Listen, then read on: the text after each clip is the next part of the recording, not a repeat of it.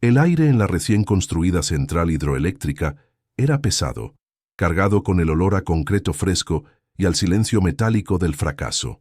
En el centro del salón cavernoso, una colosal turbina de fabricación alemana, una obra maestra de la ingeniería valorada en cientos de millones, yacía inerte. Era un dios de metal dormido, un monumento a la impotencia. A su alrededor, un séquito de 20 ingenieros, traídos desde Múnich y los mejores talentos locales. Se movían como fantasmas. Llevaban semanas en un ciclo interminable de diagnósticos, pruebas y teorías fallidas. Cada día, la ciudad que esperaba su energía se mantenía a oscuras y cada segundo de inactividad costaba una fortuna. El murmullo frustrado de sus voces en alemán e español rebotaba en las paredes desnudas, un eco patético frente a la magnitud de la máquina que se negaba a despertar, desafiando la lógica y la experiencia de los hombres que se suponía debían dominarla. La tensión era un nudo en la garganta de todos los presentes, una promesa de que la tormenta estaba a punto de desatarse. La tormenta llegó en la forma de Marcos Torres, el CEO de la constructora, un hombre cuya presencia llenaba la sala tanto como la propia turbina. Vestido con un impecable traje Armani de miles de dólares y un reloj Rolex de oro que destellaba con cada gesto furioso, Marcos era la personificación del poder y la impaciencia. Su rostro, normalmente bronceado y sonriente para las revistas de negocios, estaba contraído en una máscara de ira púrpura. Caminaba de un lado a otro como un depredador enjaulado, el sonido de sus zapatos italianos resonando como martillazos contra el suelo pulido. Se detuvo frente al ingeniero jefe alemán, un hombre mayor y pálido que parecía encogerse bajo su mirada. La voz de Marcos no gritaba, sino que cortaba el aire con un veneno helado, cada palabra calculada para humillar. Hablaba de contratos rotos, de reputaciones destruidas y de la incompetencia monumental que ahora amenazaba con hundir todo su proyecto, un legado que había construido con arrogancia y una voluntad de hierro. Fue en el clímax de su diatriba que sus ojos, buscando un nuevo blanco para su desprecio, se posaron en una figura casi invisible en un rincón de la sala. Era Lara, una joven asistente de apenas 23 años, de pie con una postura erguida pero discreta. Su uniforme, un simple polo con el logo de la empresa, estaba limpio pero desgastado, y en sus manos sostenía no una taza de café, sino una tablet vieja con la pantalla ligeramente agrietada. Para Marcos, ella no era más que parte del mobiliario, un fantasma sin nombre ni importancia. Pero en ese instante, ahogado en su propia frustración, la vio como la encarnación de todo lo que despreciaba: la insignificancia, la pasividad, la clase trabajadora que servía a hombres como él. Una sonrisa cruel y venenosa se dibujó lentamente en su rostro. La rabia que sentía por los ingenieros de élite encontró un chivo expiatorio mucho más satisfactorio. Iba a convertir su fracaso profesional en un espectáculo de humillación personal, y ella sería la estrella involuntaria. Con un gesto teatral, Marcos silenció la sala y señaló con un dedo acusador. Su voz retumbó en el vasto espacio, llena de un regocijo sádico. «¡Atención, señores!», exclamó, asegurándose de que todos los inversores y ejecutivos presentes estuvieran mirando. «¡Miren esto! Ni los ingenieros alemanes pudieron verlo». Hizo una pausa dramática, apuntando primero a la monumental turbina silenciosa y luego, con un giro cruel, a la joven en el rincón. «¿Y tú?», gritó, su voz goteando sarcasmo. «La chica del café, ¿crees que vas a poder?». Una carcajada estridente y despectiva brotó de su garganta y fue la señal para que otros se unieran. Risitas ahogadas y miradas burlonas se clavaron en Lara, transformando la gigantesca sala de turbinas en una arena romana. La humillación fue instantánea, pública y brutal, diseñada para aplastarla.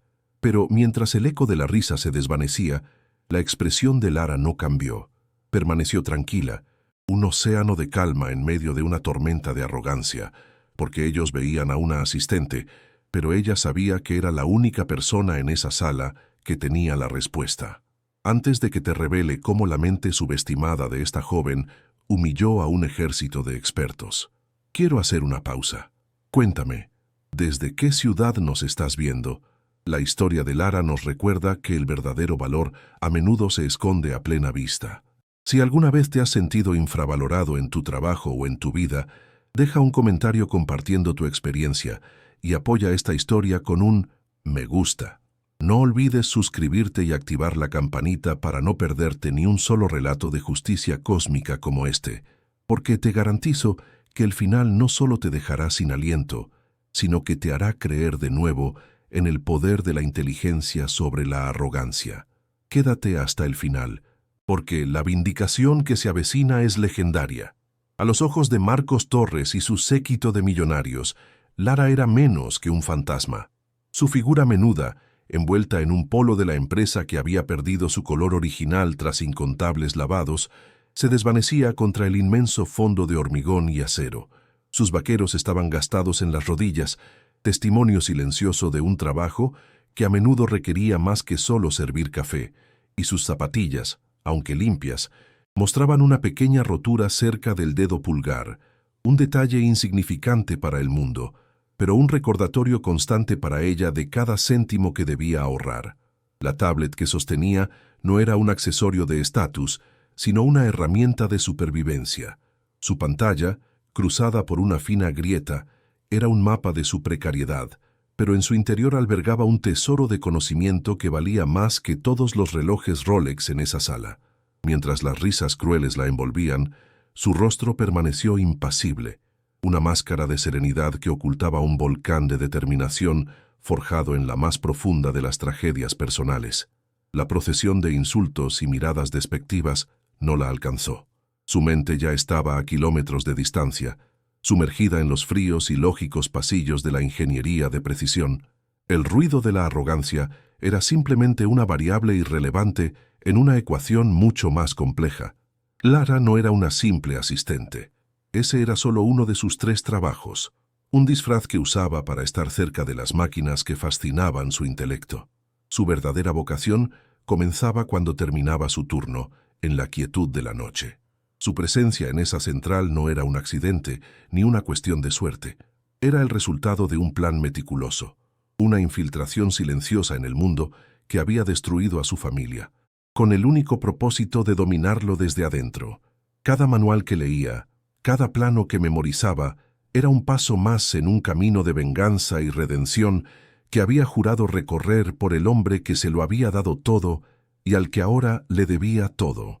Su motivación tenía un nombre y un rostro, su padre, Ricardo, un hombre que una vez fue un mecánico genial, un artista cuyo lienzo era el motor de un coche y cuyas manos podían diagnosticar un fallo con solo sentir una vibración. Ahora, ese mismo hombre pasaba sus días en una silla de ruedas, con una pierna amputada y el cuerpo devastado por una diabetes severa que la falta de un buen seguro médico había dejado avanzar sin piedad. Lara era huérfana de madre, y Ricardo era su universo entero. Cada mañana, antes de salir hacia uno de sus empleos, le ajustaba la prótesis, le medía el azúcar en la sangre y le preparaba las comidas, soportando el peso de su silencio. Un silencio lleno del orgullo herido de un hombre que ya no podía proveer. Verlo así, atrapado en un cuerpo que le había fallado, era un fuego constante que alimentaba su determinación, transformando su dolor en un combustible inagotable. La tragedia que había condenado a su padre era una ironía cruel y un presagio de la batalla que Lara estaba a punto de librar. Ricardo perdió su pierna no por un error propio, sino por la negligencia de otros. Un manual de seguridad para una nueva pieza de maquinaria pesada, mal traducido del alemán al español, contenía un error crítico en el procedimiento de bloqueo. Una sola palabra incorrecta, un matiz perdido en la traducción, y la máquina se activó en el momento equivocado. Lara tenía solo 17 años cuando ocurrió, y en el hospital, mientras su padre deliraba de dolor, le hizo un juramento silencioso. Honraría su legado, no con grasa en las manos, sino con el arma que a él le habían negado, el conocimiento puro y preciso. Se vengaría del mundo descuidado y arrogante que trataba la información como algo secundario, demostrando que un solo detalle, una sola línea de texto, podía ser la diferencia entre la vida y la muerte, entre el éxito y el fracaso catastrófico. Así comenzó su odisea autodidacta. Mientras otros jóvenes de su edad salían de fiesta, Lara pasaba sus madrugadas en cibercafés baratos, el único lugar donde podía permitirse una conexión a Internet. Con la ayuda de aplicaciones de traducción gratuitas y diccionarios en línea, se sumergió en las profundidades de la ingeniería. Aprendió a leer alemán técnico, japonés y ruso, descifrando manuales antiguos y documentos que las empresas modernas consideraban obsoletos. Devoraba cursos de ingeniería de universidades prestigiosas subidos a plataformas de video, pausando y repitiendo hasta que los complejos principios de la termodinámica y la resonancia armónica se grababan en su cerebro. Cada noche era una batalla contra el sueño y la desesperación, pero la imagen de su padre en su silla de ruedas era un faro que la guiaba a través de la oscuridad. El conocimiento no era un pasatiempo, era su armadura. La vieja tablet con la pantalla rota era su biblioteca de Alejandría personal, un arsenal digital que había construido con paciencia y astucia. En su memoria interna, celosamente guardados, había gigabytes de información que los ingenieros de élite de Marcos Torres, con sus títulos de universidades caras y su acceso a bases de datos corporativas, ignoraban por completo. Contenía planos originales de turbinas de los años 70, artículos científicos sobre fallos de materiales olvidados hace décadas, discusiones de foros de nicho donde viejos ingenieros retirados compartían sabiduría arcana y, lo más importante, borradores originales de manuales técnicos, escaneados de archivos universitarios alemanes y japoneses, llenos de anotaciones y correcciones que nunca llegaron a las versiones oficiales. Lara no solo buscaba información, cazaba anomalías, discrepancias y los pequeños errores humanos que, magnificados por la complejidad de una máquina, podían causar desastres. Su vida era un estudio en contrastes brutales. De día, era Lara, la chica del café, la asistente invisible a la que los ejecutivos le pedían que hiciera fotocopias o trajera agua, sin siquiera mirarla a los ojos. Soportaba sus comentarios condescendientes y sus sonrisas de superioridad con una paciencia estoica, porque sabía que cada momento en esa empresa era una oportunidad para observar, para escuchar, para recopilar datos. Pero de noche se transformaba. En la soledad de su pequeña habitación o en el zumbido de los ordenadores de un cibercafé, se convertía en una investigadora de élite, una arqueóloga digital que desenterraba verdades olvidadas en las catacumbas de la red. Dialogaba con los fantasmas de los grandes ingenieros del pasado a través de sus notas y diseños, aprendiendo el lenguaje secreto de las máquinas de una manera que ningún título universitario podría enseñar. Este fervor por la precisión absoluta estaba profundamente arraigado en el trauma de su padre. No era solo una cuestión académica, era personal, era visceral. Cada vez que encontraba una discrepancia entre un borrador original y una traducción oficial, sentía un escalofrío. Veía en esa pequeña omisión, en esa palabra mal interpretada, el mismo tipo de negligencia que había destrozado la vida de su padre.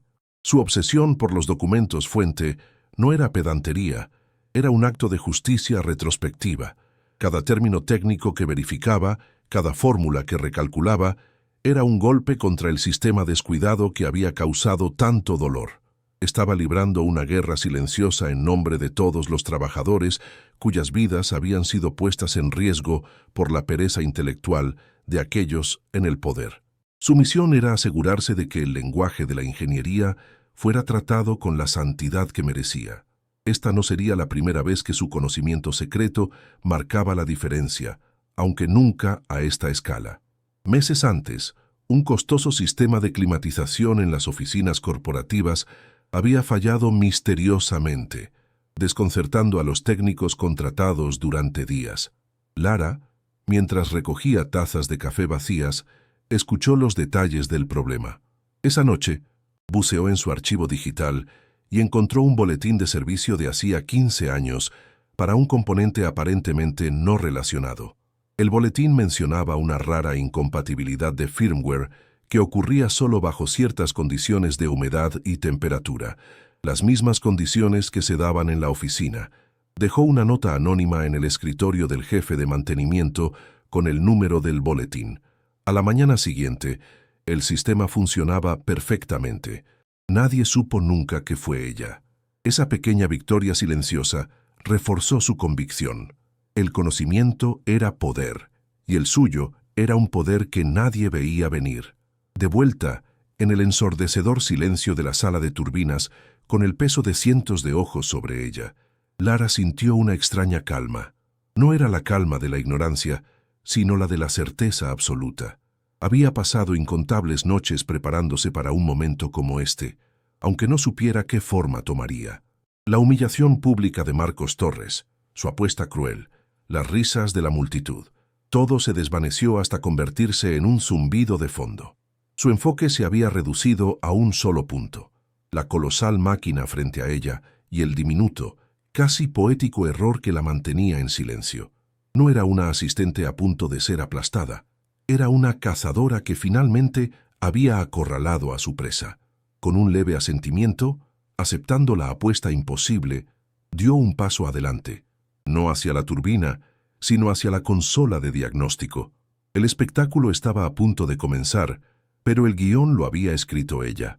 La furia en el rostro de Marcos Torres se metamorfoseó.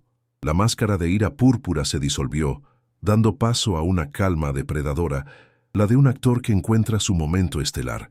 La frustración multimillonaria que hervía en su sangre encontró un nuevo cauce, una válvula de escape mucho más gratificante que seguir humillando a un equipo de ingenieros ya derrotado. Vio a Lara y, en su aparente insignificancia, percibió la oportunidad perfecta. No se trataba ya de solucionar un problema técnico, sino de orquestar una lección inolvidable de poder. Iba a demostrar a sus inversores, a sus empleados y al mundo quién mandaba, no arreglando la máquina, sino aplastando públicamente a la persona que menos podía defenderse. Su postura se irguió, abandonando la rabia animal para adoptar la elegancia calculada de un director de circo a punto de presentar su acto más esperado. Su voz, entrenada en innumerables salas de juntas para dominar y persuadir, no necesitó gritar para llenar la vasta caverna de la central. «¡Atención, señores!», resonó con una autoridad magnética y teñida de crueldad. Instantáneamente, todas las cabezas se giraron hacia él. Los murmullos en alemán y español cesaron, como si una cuchilla invisible los hubiera cegado. Los inversores, hombres cuyos trajes costaban más que un coche y cuyos rostros eran máscaras de impasibilidad, fijaron su atención en él, con una curiosidad repentina. Los ejecutivos de su propia empresa, curtidos en el temperamento volátil de su jefe, se tensaron, anticipando el siguiente movimiento. El escenario era suyo. La luz industrial de los focos del techo se convirtió en la iluminación de su teatro privado, un espacio donde las reglas de la decencia y el respeto profesional quedaban suspendidas por su sola voluntad. Con un movimiento lento y teatral, su brazo se elevó. El dedo índice, adornado por el oro de su reloj, no apuntó a la gigantesca turbina, sino al rincón donde Lara permanecía inmóvil. El gesto la arrancó de su anonimato, arrastrándola a un centro de atención que quemaba como el ácido. De repente, 200 pares de ojos se clavaron en ella. Su figura menuda, con su uniforme gastado y su tablet de pantalla rota, parecía absurdamente frágil contra la escala monumental del hormigón y el acero. Era un gorrión en una catedral industrial, enfrentada a la vez a la mole inerte de la máquina y a la figura dominante de Marcos. La luz fría de los halógenos la blanqueaba, despojándola de color, acentuando su vulnerabilidad y convirtiéndola en un espécimen bajo un microscopio para el divertimento de la multitud. «Nuestra asistente aquí», proclamó Marcos, paladeando cada sílaba con un placer sádico.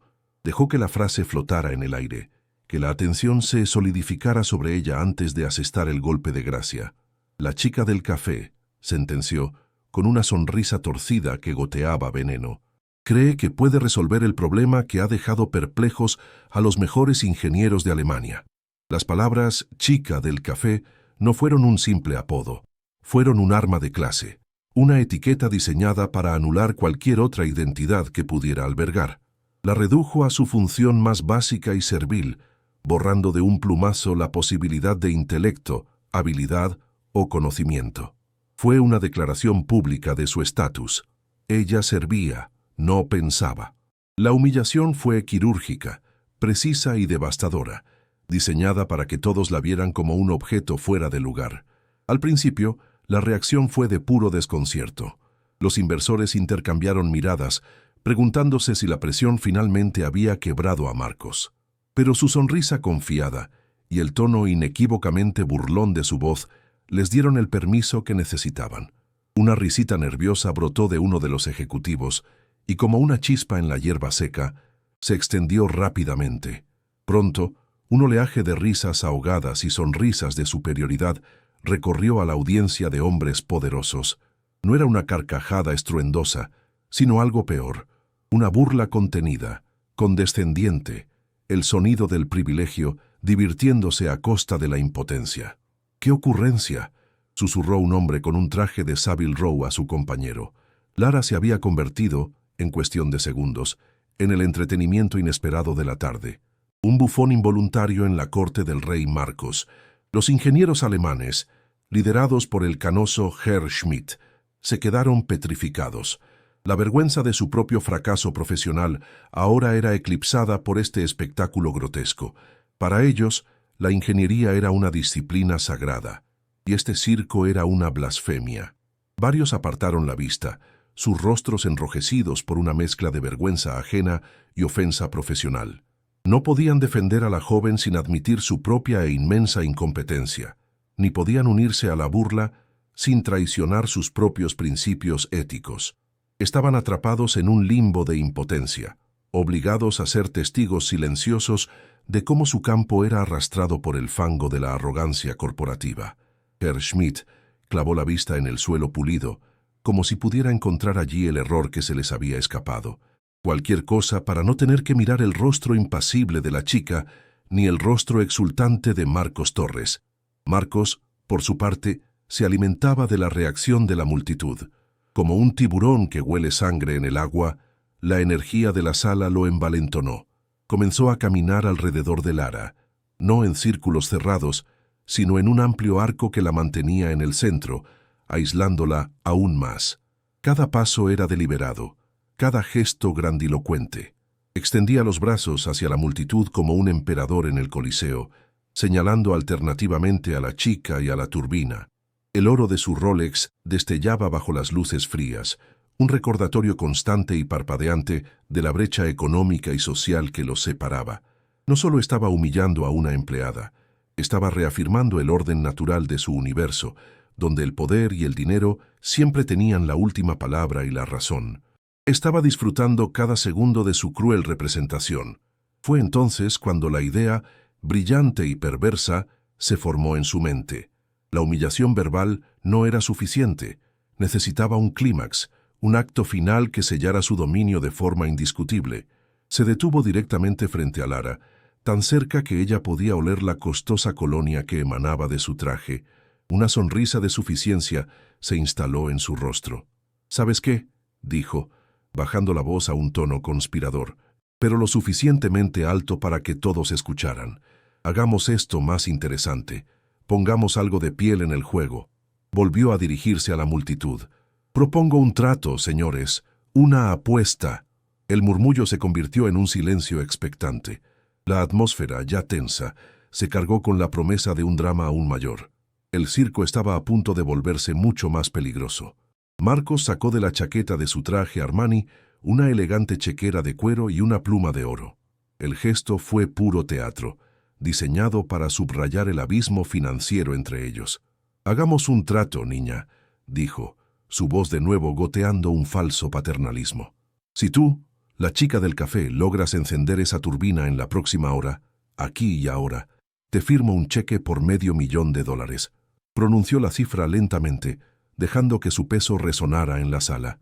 El monto era obsceno, una cantidad que cambiaría la vida de cualquiera, pero lo ofreció con la certeza de que nunca tendría que pagarlo. Era un farol glorioso, un acto de generosidad hueca diseñado para hacer que su castigo pareciera aún más justo y su victoria más dulce. El brillo de la pluma dorada era una promesa y una amenaza. Luego, su rostro se endureció. La sonrisa desapareció, reemplazada por una frialdad glacial. Pero, dijo, dejando la palabra suspendida en el aire como una sentencia. Se inclinó ligeramente hacia ella, su voz ahora un susurro que cortaba como el hielo. Si fallas, como todos aquí sabemos que lo harás, limpiarás el suelo de esta central, de toda la central, especificó, abarcando el vasto espacio con un gesto amplio. De rodillas, añadió, cada palabra un martillazo, frente a todos nosotros durante el próximo mes. Será tu única tarea. Querías atención, niña. La tendrás. El castigo no era sobre la limpieza, era sobre la sumisión total, sobre una degradación pública, sistemática y prolongada. Era una sentencia diseñada para romperle el espíritu y servir como advertencia para cualquiera que osara desafiarlo. El silencio se rompió, esta vez no con risitas, sino con una exclamación colectiva de asombro y diversión cruel. La apuesta era tan desproporcionada, tan sádicamente creativa, que deleitó a la jauría de hombres de negocios. ¿Qué historia para contar en el club de campo? El CEO que apostó $500,000 contra la humillación de una asistente. Varios inversores soltaron carcajadas abiertas. «Hazlo, Marcos», gritó uno. «Veamos si la niña tiene agallas». La presión sobre Lara se volvió física, un peso tangible que podría haber aplastado a cualquiera. La estaban empujando hacia un precipicio y la multitud aullaba, ansiosa por verla caer. Ya no era una cuestión de si podía o no arreglar la turbina. Se había convertido en un referéndum sobre su dignidad, y el jurado ya había emitido su veredicto.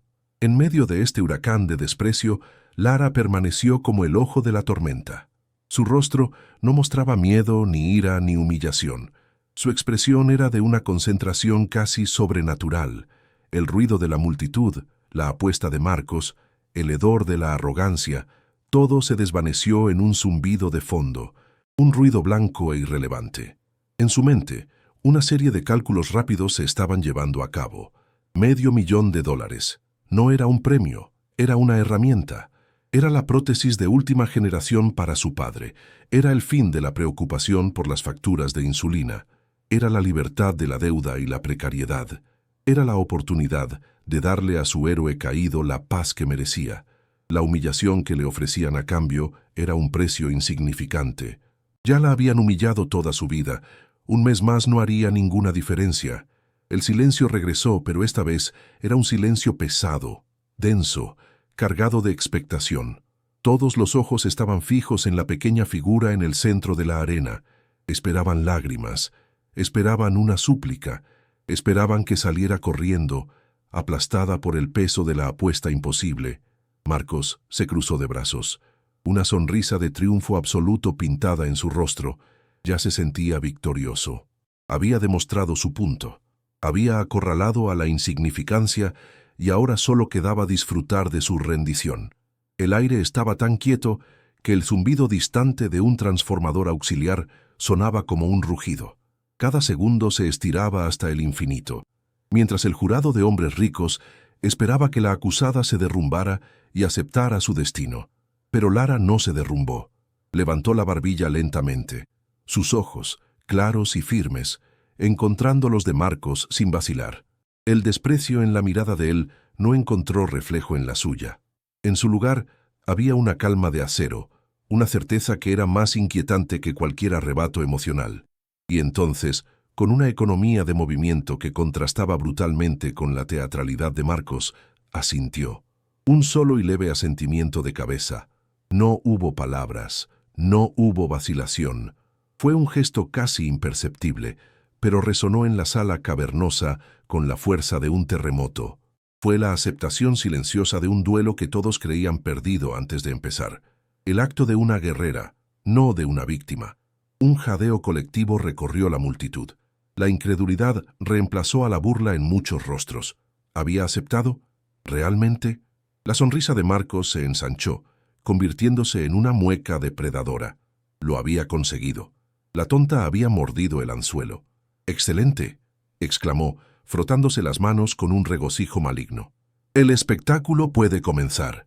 Con un gesto grandilocuente, como un maestro de ceremonias presentando a su acto principal, señaló hacia la consola de diagnóstico de la turbina. El escenario es todo tuyo, niña del café. La trampa se había cerrado. El circo de la arrogancia había alcanzado su punto álgido. Toda la narrativa de poder, clase y humillación de esa sala se había condensado en un solo punto, en una sola persona, que ahora caminaba con pasos tranquilos y deliberados hacia el corazón de la bestia de metal.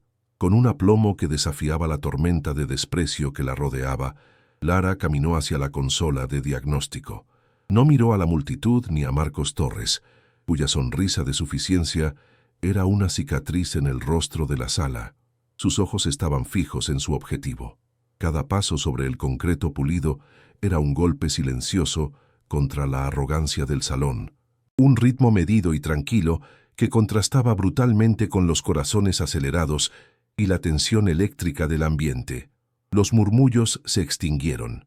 La multitud, antes una jauría burlona, ahora era una audiencia cautiva, observando el caminar de esta joven como si fuera una funambulista a punto de cruzar un abismo.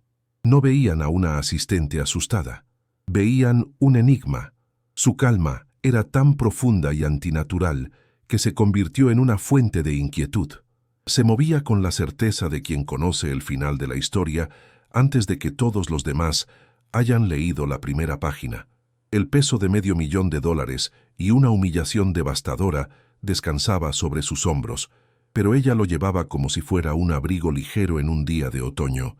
Ignoró por completo el cuerpo masivo de la turbina, el gigante de metal que había derrotado a 20 expertos. Su campo de batalla era más sutil, más elegante. Su guerra se libraría en el reino de la información, no en el del acero.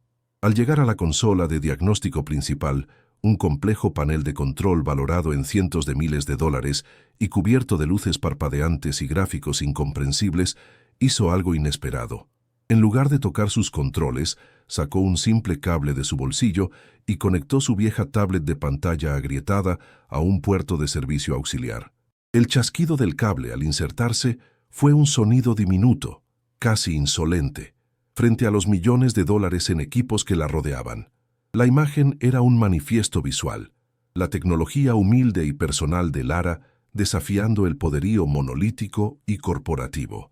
Para Marcos y sus inversores, era un gesto ridículo, la confirmación de que la chica no tenía ni idea de lo que hacía.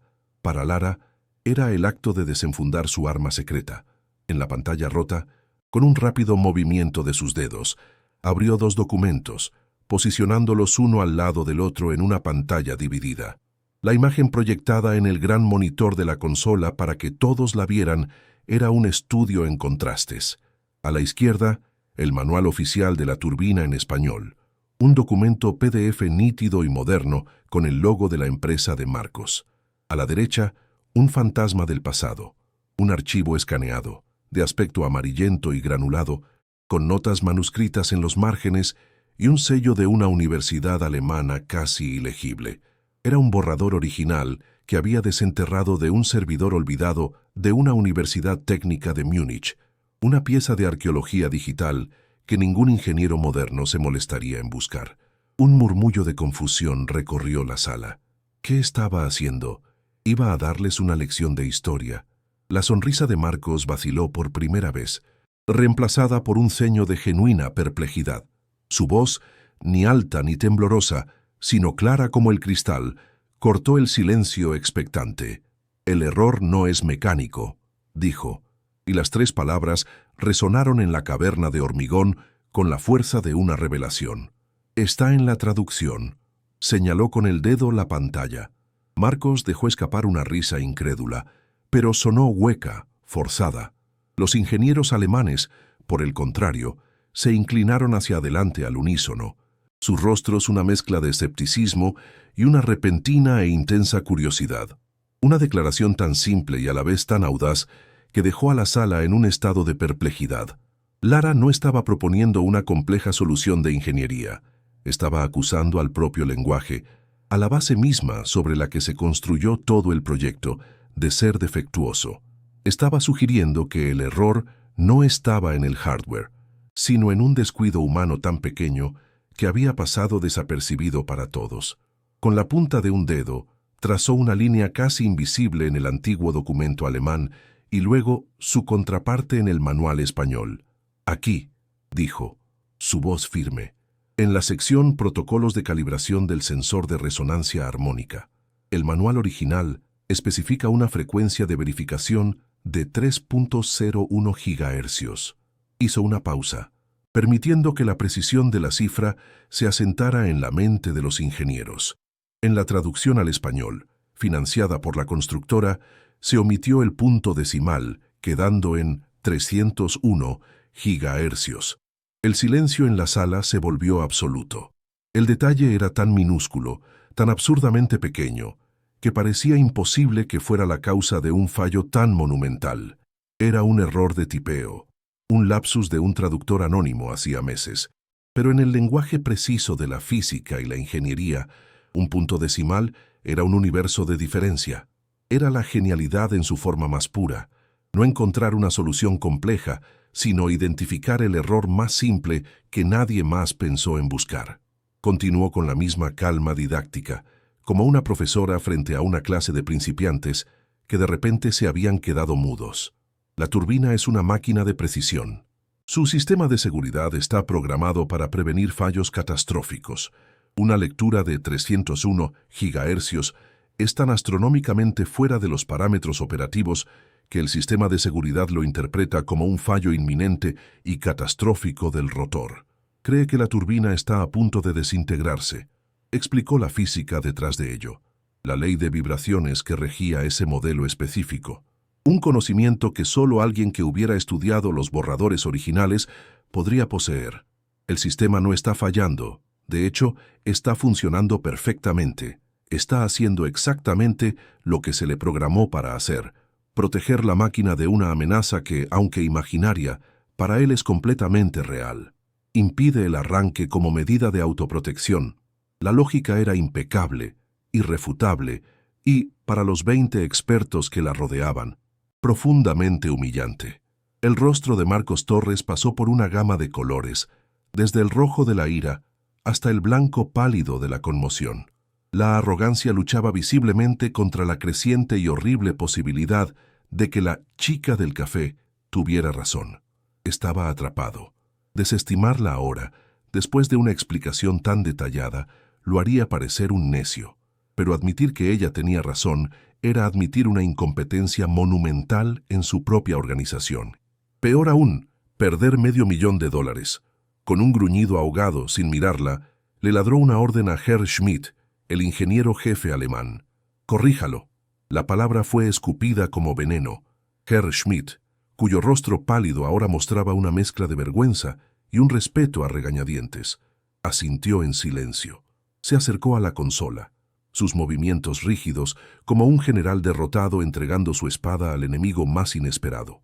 Las manos del ingeniero alemán, un hombre con 30 años de experiencia y una reputación mundial, temblaron ligeramente al tomar el control del teclado. La multitud contuvo la respiración colectivamente. El cambio fue insultantemente simple. Navegó hasta la línea de código correspondiente, borró el par 301 y tecleó 3.01. Un punto, un solo punto decimal, era la clave que había eludido a un ejército de genios durante semanas. El clic de la tecla on Enter sonó como una detonación en la quietud sepulcral de la central. Herr Schmidt se apartó del teclado, su trabajo terminado. Todos los ojos se volvieron hacia Marcos Torres, cuyo rostro era ahora una máscara de tensión insoportable. Su mandíbula estaba apretada. Tras una pausa que duró una eternidad, hizo un gesto casi imperceptible con la cabeza al operador de la turbina. La señal para iniciar la secuencia de arranque había sido dada. El momento de la verdad había llegado. Primero, un suave clic electromagnético, casi inaudible. Luego, un zumbido bajo y puro, desprovisto del traqueteo agónico de los intentos anteriores. Era el sonido de la electricidad fluyendo sin resistencia, de los sistemas alineándose en perfecta armonía. El zumbido creció, una nota musical que se elevaba en tono y volumen, transformándose en un crescendo de poder contenido. El suelo comenzó a vibrar suavemente bajo sus pies. Entonces, con una transición fluida y majestuosa, el zumbido estalló en un rugido ensordecedor, potente y perfectamente estable. Las colosales aspas de la turbina, de varias toneladas cada una, comenzaron a girar, lenta y graciosamente al principio, y luego ganando velocidad con una fuerza imparable. La sala se llenó con el viento generado por su rotación y con el sonido más dulce para un ingeniero, el de una máquina funcionando a la perfección. La victoria no fue solo una victoria, fue una sinfonía. La máquina, antes un monumento al fracaso valorado en millones, ahora era un dios de metal despierto y rugiente, un testamento viviente a la genialidad de una mente subestimada. Las luces de la central, que antes parpadeaban con energía auxiliar, brillaron con una intensidad cegadora, alimentadas por su propia creación. El aire vibraba con poder puro y sin adulterar, la energía que pronto iluminaría una ciudad entera, liberada por un punto decimal. Lara no sonrió. Simplemente observó su obra, su rostro tranquilo, una isla de serenidad en el océano de poder que había desatado. Había enfrentado al gigante y no solo lo había vencido, lo había domado, lo había despertado. Había demostrado que el conocimiento es el ecualizador definitivo, un poder que no se puede comprar con dinero ni intimidar con arrogancia. Su momento había llegado. Comenta respeto si crees que Lara merecía esta transformación. El rugido de la turbina fue reemplazado por un silencio humano aún más impactante. Nadie se movió. Nadie habló. Los 200 pares de ojos en la sala pasaron de la turbina giratoria a la pequeña figura de Lara y de vuelta a la turbina, como si no pudieran procesar la conexión entre la causa y el efecto. Marcos Torres estaba petrificado, su boca ligeramente abierta, sus ojos fijos en la maravilla giratoria con una expresión de total y absoluta incredulidad. Su mundo, construido sobre la certeza de que el poder y el estatus eran la medida de todas las cosas, se había hecho añicos en cuestión de minutos. Los inversores, hombres acostumbrados a controlar el destino de empresas enteras, parecían niños pequeños presenciando un truco de magia imposible. El silencio se estiró, denso y pesado, un vacío donde antes había habido burlas y desprecio. Entonces, un sonido rompió el hechizo, un aplauso, lento, deliberado y solitario. No provino de los ejecutivos ni de los inversores. Provino de Herr Schmidt, el líder del equipo alemán, el hombre cuya reputación había estado en juego. Estaba aplaudiendo. No era un aplauso cortés. Sus ojos estaban fijos en Lara, y en su rostro no había rastro de humillación, solo una admiración pura y sin adulterar. El reconocimiento de un maestro artesano hacia otro. Estaba aplaudiendo la elegancia de la solución, la profundidad del conocimiento, la brillantez de una mente que había visto lo que todos ellos, con sus décadas de experiencia y sus títulos prestigiosos, habían ignorado. Su aplauso fue una rendición, una concesión de la derrota y un saludo a la nueva reina. En esa sala, en ese momento, él fue el primero en entender que acababan de presenciar algo legendario. El aplauso solitario de Herr Schmidt fue como una piedra arrojada a un lago en calma, y las ondas que generó se convirtieron en un tsunami. Uno a uno, el resto de los ingenieros alemanes se unieron, y luego los locales, hasta que la caverna de hormigón se llenó con una ovación atronadora, un estruendo de admiración que ahogaba el propio rugido de la turbina. Cada aplauso era un martillazo en los cimientos del mundo de Marcos Torres. Su rostro, antes una máscara de suficiencia, se drenó de todo color, volviéndose del blanco ceroso de un mármol funerario. El reloj Rolex en su muñeca, que minutos antes brillaba como un sol de oro, ahora parecía un grillete pesado y ridículo. El traje Armani, su armadura de poder, de repente se sentía como el disfraz de un payaso. Miró a Lara, que permanecía de pie, serena, en el epicentro de la adoración. Pero ya no veía a la chica del café. La arrogancia se había evaporado, dejando un vacío helado que fue rápidamente llenado por algo mucho más antiguo y aterrador: el dolor. Ella no era una empleada, era un fantasma que había venido a cobrar una deuda que él ni siquiera sabía que tenía. La figura de Lara comenzó a desdibujarse ante sus ojos llorosos. En su lugar, superpuesta sobre la joven asistente como una doble exposición fotográfica, apareció otra imagen, un espectro arrancado de las profundidades de su memoria. Vio a su hija, Sofía, A los 17 años, estaba en el garaje de su casa, con una mancha de grasa en la mejilla y el pelo recogido en una coleta desordenada, sus ojos brillando con un orgullo feroz mientras le mostraba un pequeño motor de kart que había desmontado y vuelto a montar por sí misma. Recordó el sonido perfecto del motor al arrancar y recordó su propia reacción. Una sonrisa condescendiente, una palmadita en la cabeza. Eso es muy impresionante, cariño. Pero deberías centrarte en cosas más femeninas. Deja estas cosas sucias para los hombres. Ahora, el rugido ensordecedor de la turbina gigante se convirtió en el eco magnificado de aquel pequeño motor. Un grito de acusación que atravesaba 2 décadas de negación y culpa, el sonido atronador de un sueño que él mismo había ayudado a matar. Un sollozo ahogado se escapó de su garganta, un sonido animal y roto que hizo que los aplausos se extinguieran de golpe. El silencio que siguió fue más pesado que el anterior.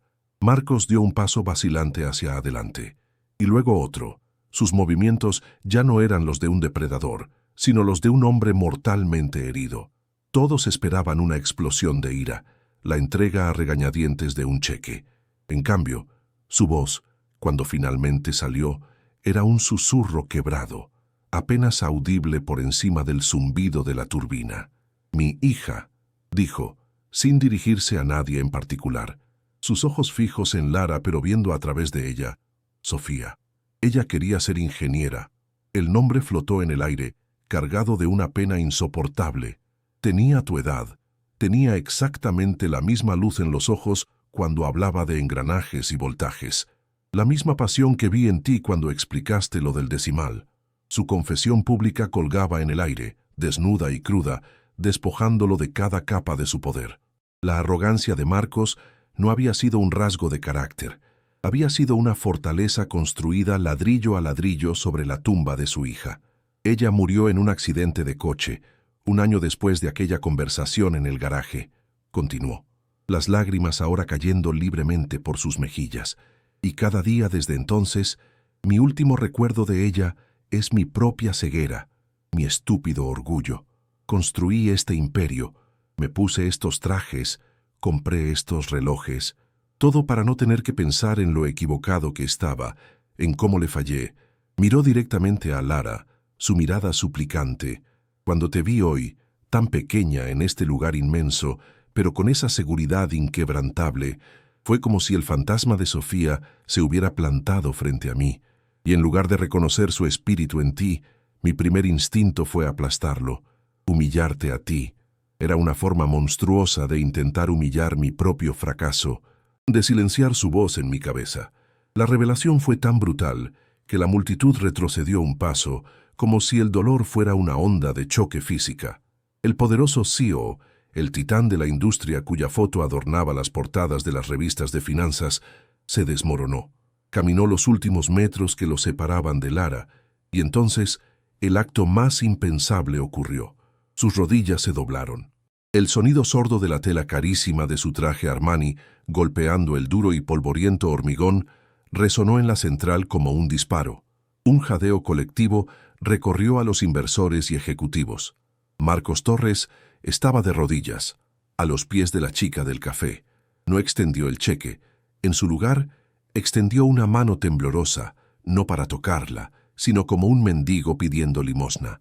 «Perdóname», suplicó, su voz desgarrada por el llanto, «no por la apuesta, no por el dinero. Perdóname por haber sido tan ciego, por ver el genio de mi hija en ti y en lugar de celebrarlo, intentar destruirlo por segunda vez. Por favor, perdóname». Su cuerpo se convulsionó en un sollozo, el del hombre más poderoso de la sala, ahora el más pequeño y desvalido. Lara se quedó inmóvil, sin retroceder, sin una pizca de triunfo en su rostro. En sus ojos no había venganza, solo una profunda y serena empatía. No veía a un antagonista derrotado, sino a un padre ahogado en un océano de dolor. Observó cómo el hombre que la había humillado públicamente se despojaba de su armadura, revelando la herida purulenta que había debajo. La multitud, antes un tribunal hostil, ahora era testigo de un acto de penitencia tan crudo y vulnerable que los avergonzaba. Las risas se habían convertido en miradas de lástima y un incómodo respeto.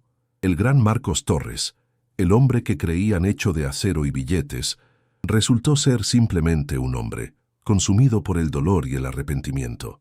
El rugido de la turbina ya no era el sonido de la victoria de Lara ni el de la humillación de Marcos.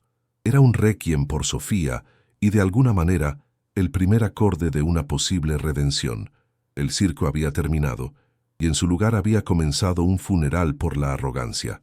10 meses después, el rugido de la turbina era la banda sonora de un nuevo mundo. Un mundo que había sido reescrito por un punto decimal y la voluntad de una mujer. El cheque por $500,000, extendido por una mano temblorosa de Marcos Torres en medio de un silencio reverencial, nunca fue para Lara un trofeo de victoria. Fue una herramienta, un arma quirúrgica para extirpar la injusticia de raíz en el único lugar que de verdad importaba. No hubo celebración, ni una sonrisa de triunfo. Con una dignidad tranquila, tomó el cheque, dio las gracias con un leve asentimiento de cabeza, y mientras la multitud todavía procesaba el cataclismo de poder que acababan de presenciar, ella ya estaba planeando su primer movimiento.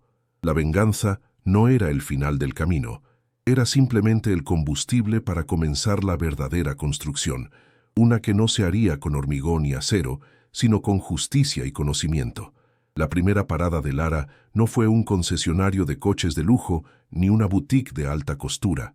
Fue la modesta casa de su padre.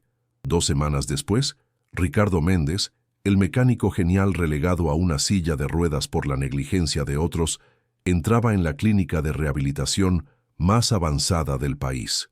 El dinero no compró felicidad, pero compró lo siguiente mejor: la tecnología y el cuidado que le habían sido negados durante años. Lara estuvo a su lado cuando los especialistas le colocaron una prótesis biónica de última generación, una maravilla de fibra de carbono y microprocesadores que se comunicaba directamente con sus nervios.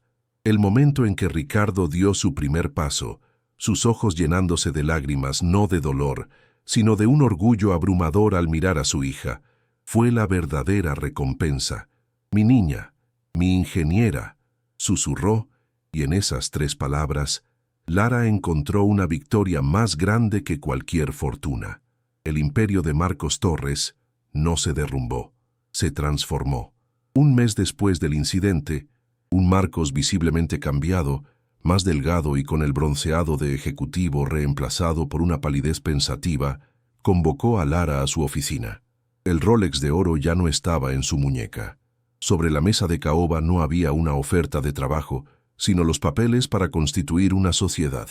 «No quiero que trabajes para mí, Lara», dijo con una voz tranquila y desprovista de toda arrogancia. «Quiero que trabajes conmigo. Quiero que me ayudes a reconstruir esta empresa sobre una base de integridad, la misma que le fallé a mi hija.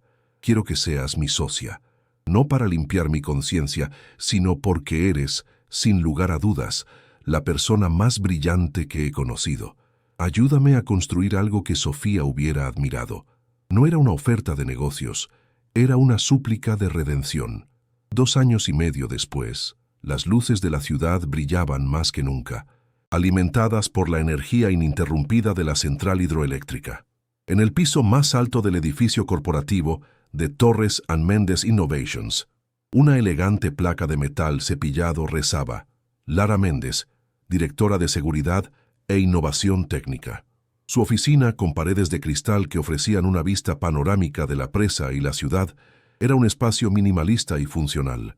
Atrás quedaron los vaqueros gastados y el polo descolorido. Ahora vestía con una elegancia sobria y profesional que irradiaba autoridad, no opulencia. No era solo un título o un despacho, era la manifestación física de un nuevo orden, un testimonio de que el talento, cuando se combina con una determinación inquebrantable, puede remodelar por completo el paisaje del poder. Su primer acto como directora no fue una reorganización de personal, sino la creación de un nuevo departamento, dedicado exclusivamente a la verificación y validación cruzada de toda la documentación técnica. Instituyó lo que internamente se conoció como el Protocolo Ricardo, un riguroso proceso de varias etapas que requería que cada manual, plano y boletín fuera verificado contra sus documentos, fuente originales, por un equipo de lingüistas técnicos y ingenieros. Cada traducción era ahora tratada con la misma seriedad que un componente crítico del hardware. Lara no solo había solucionado un problema, había erradicado la enfermedad sistémica de la negligencia que había costado la pierna de su padre. Estaba sanando el sistema desde dentro, asegurándose de que la pereza intelectual nunca más pudiera poner vidas en peligro bajo su supervisión. El cambio en Marcos Torres era profundo y genuino. El déspota arrogante había muerto en el suelo de hormigón de la central y de sus cenizas había emergido un líder diferente. Se convirtió en un hombre que escuchaba. En las reuniones de la Junta, a menudo se le veía aplazar las decisiones importantes hasta que Lara daba su opinión. Se hizo famoso por un incidente en el que un ejecutivo de alto nivel desestimó con sorna una idea de un joven técnico en prácticas. Marcos lo detuvo en seco, su voz tranquila pero con un filo de acero. «Escúchalo», dijo, para que toda la sala oyera. «Aprendí de la peor manera posible que el genio no lleva etiqueta de precio ni viste con traje de marca. En esta empresa, nunca más volveremos a cometer ese error». El circo de la humillación se había convertido en una parábola corporativa, una lección que el propio Marcos se encargaba de enseñar.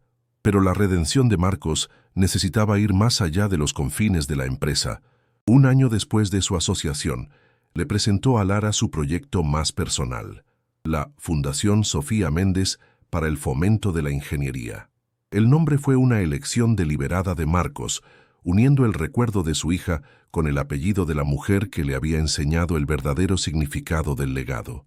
Él proporcionaría la totalidad de los fondos, una donación multimillonaria que aseguraría su perpetuidad, pero insistió en que Lara fuera la presidenta y directora ejecutiva. «Tú eres la prueba viviente de lo que esta fundación debe lograr», le dijo. «Encontrar a los brillantes, a los subestimados, a los que el sistema ignora, y darles las herramientas que necesitan para cambiar el mundo». Era su penitencia convertida en un faro de esperanza. La fundación no tardó en dar sus primeros frutos. Su programa principal ofrecía becas completas a jóvenes de bajos recursos que demostraran una aptitud excepcional para la ciencia y la ingeniería. En la ceremonia de entrega de las primeras becas, Lara subió al escenario no con un discurso corporativo, sino con su vieja tablet de pantalla rota. La sostuvo en alto para que todos la vieran. «Esta fue mi universidad», dijo a la audiencia de adolescentes de ojos brillantes. «El conocimiento está ahí fuera, a menudo libre, esperando a una mente lo suficientemente curiosa y hambrienta como para buscarlo. Esta fundación no les está regalando un futuro, les está dando el tiempo y los recursos para que puedan construir el suyo propio, tal como se merecen». Su historia se convirtió en la leyenda fundacional de una nueva generación de ingenieros. La transformación culminó en una escena que nadie habría podido imaginar. La Fundación Sofía Méndez inauguró su primer taller avanzado, un seminario titulado Prevención de fallos críticos a través del análisis de documentación histórica, impartido por la propia Lara Méndez. La sala estaba llena a rebosar con los ingenieros más veteranos de la empresa, los mismos hombres que una vez la miraron con lástima y desdén, y allí en la primera fila, sentado con una postura erguida y atenta, estaba Marcos Torres. No llevaba su traje de CEO, sino una simple camisa y pantalones. Sobre la mesa, un cuaderno y un bolígrafo. Su Rolex había sido reemplazado por un reloj de correa de cuero sin pretensiones. Durante la sesión de preguntas y respuestas, levantó la mano, paciente, y cuando Lara le dio la palabra, hizo una pregunta técnica, genuina y humilde. El maestro se había convertido en alumno. El ciclo estaba completo. El último vestigio de la vieja tragedia también encontró su redención. Ricardo Méndez, con su prótesis biónica, no se conformó con una jubilación tranquila. Su mente seguía siendo tan afilada como siempre. Lara lo nombró consultor principal en su departamento, y la empresa construyó un pequeño taller de última generación junto a su casa. Allí, el viejo mecánico, ahora una leyenda viva dentro de la compañía, pasaba sus días impartiendo su sabiduría de la vieja escuela a los jóvenes ingenieros becados por la fundación. Se le veía a menudo de pie, apoyado en su pierna de fibra de carbono, explicando los matices de una vibración del motor con una sonrisa. «Esta pierna la compró el genio de mi hija», solía decir, «pero la construyó la justicia». Su legado, una vez amenazado, ahora estaba cimentado para siempre, no solo en su hija, sino en las docenas de mentes jóvenes que ahora lo llamaban maestro. La escena final es un atardecer silencioso. Lara y Marcos están de pie en un mirador con vistas a la presa. La colosal estructura, una vez escenario de humillación, es ahora un símbolo vibrante de innovación y justicia cósmica. A lo lejos, las luces de la ciudad comienzan a parpadear, un tapiz de estrellas artificiales alimentado por la turbina que Lara despertó. No hablan, no necesitan hacerlo. Entre ellos existe un entendimiento silencioso, el de dos almas que fueron llevadas al borde del abismo y encontraron, en el otro, una inesperada salvación. El hombre que perdió a una hija en la arrogancia encontró una heredera espiritual en la humildad. La mujer que luchaba por honrar a un padre caído terminó construyendo un futuro para incontables hijos e hijas. La justicia, a veces, no es un castigo, sino una reconstrucción. Y así en el corazón rugiente de aquel gigante de hormigón y en las luces parpadeantes de la ciudad que alimentaba, todos aprendieron una lección eterna. Descubrieron que el verdadero valor de una persona no se mide por el costo de su reloj o el corte de su traje, sino por la profundidad de su conocimiento y la fuerza de su determinación. Comprendieron que el genio no tiene clase social, ni género, ni edad, y que la arrogancia es la más ciega de todas las discapacidades. La historia de Lara Méndez se convirtió en una leyenda susurrada en cada rincón de la empresa, y más allá, un recordatorio permanente de que una sola voz tranquila, armada con la verdad y la precisión, no solo puede mover montañas de acero, sino también cambiar el curso de los ríos y el de los corazones de los hombres.